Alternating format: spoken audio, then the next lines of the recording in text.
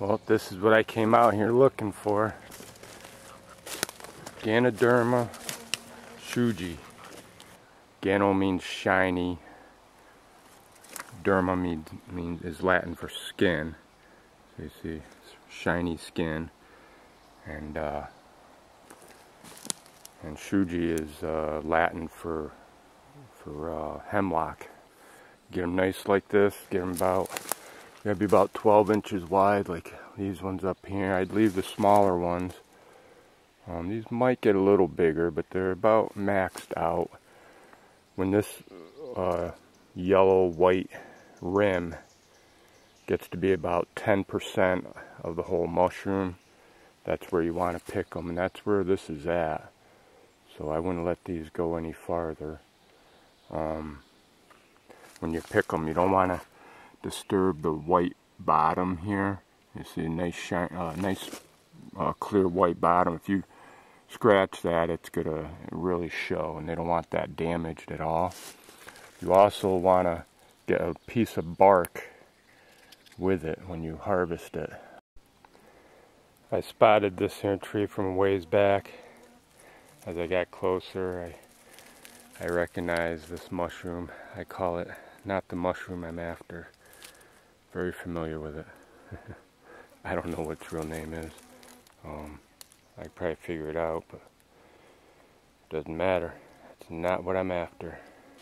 It's a good find. Sulfur shelf or chicken of the woods. Got the mother lode right here. You see these ones here? Not real shiny on top. Kind of brown, dusty, because it already dropped its spores. So those got to be picked now. It's about as late as you want them to go. Start turning purple soon.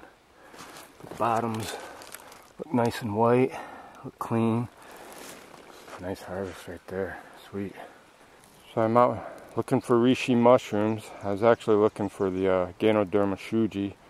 These ones here are another type of Reishi. It's Ganoderma Applanatum. They don't have a shiny skin, even though they're called Ganoderma, which is Latin for shiny skin. They do have the same white bottom. And Applanatum is Latin for flattened. And see, they grow kind of, they're shelf mushroom, polypore. So they got a nice white bottom. These ones here are growing good. This one's too small. It's about 6 inches wide. I'm going to leave that one. That one's big enough to pick, but they're on this dying beach. It's still got some leaves up there, so this will probably grow longer. So I'm going to let them be. I see this one over here. Got a little one there too. They look like they're in good shape. Might give them a couple years. There's a certain stage I look for. You see, that tree there is too old. It lost its bark. You see this one here, when you start getting a little moss on them, that's when you usually find them. Yeah, so you want to make sure you get a little bit of bark on there, not too much, because they don't want to pay you for bark. And do not cut that stem off. The thick stem here is very important. I guess they get upset when you cut that stem off. The buyer. They'll pay you a lot less if the stem is missing. I guess there's a lot of the compound that they're after is in that stem, I guess. It is the thickest part of the mushroom. Let's see if that'll come off now. There we go. Try not to scratch up that bottom. Ah, look at that. Darn it. See, I couldn't see under that one. You see these lines here? This one already has a virus. It doesn't take long. You want that, ouch, I'm getting eaten alive. You want that bottom to be nice and white. But that one, see, if I had seen that, I would have left this for seed. But I didn't look under there. I thought it was good. Yeah, that there, they start getting any discoloration on the bottom. it's got a virus and it's no good.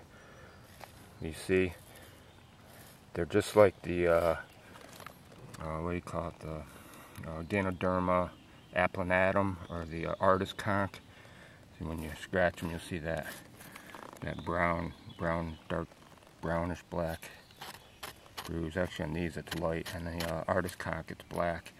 But you see, they mark up very easily, and just your finger, just handling them, leave bruises like that, and they don't want that. So try not to touch the bottom. See the old ones right there. The ones that have had them in the past, they tend to have the borers around, so these mushrooms will get the borers in them much quicker than a tree that's on its first flush of mushrooms. There it is. They get eaten up pretty quick. They don't stay good on the tree for long. Well, it's the end of June, and already these are starting to go downhill. You see on the edges here, you usually see where the borers start. Those dark spots on there. This one's loaded. Even this little one's just getting started with them. See that there? They don't want that. They gotta be nice and clean and white. No borers, no viruses. These ones here, you can tell they're newer. Normally I'd let those go a little longer, but because everything's getting eaten up, those are pretty clean. I see one little spot on each, tiny. So I'll pick those little ones. Found a lot of it today, but we're all going downhill, so season's about over. So once these have dried, see the bottom here. Once they've dried, you can touch the bottom and they won't bruise. But after like 2 days of drying, you can touch the bottom. I still try not to touch the bottom, but they're not so easily bruised once they're dry. They're going to lose about 75–80% of their weight when they dry, so they get pretty light.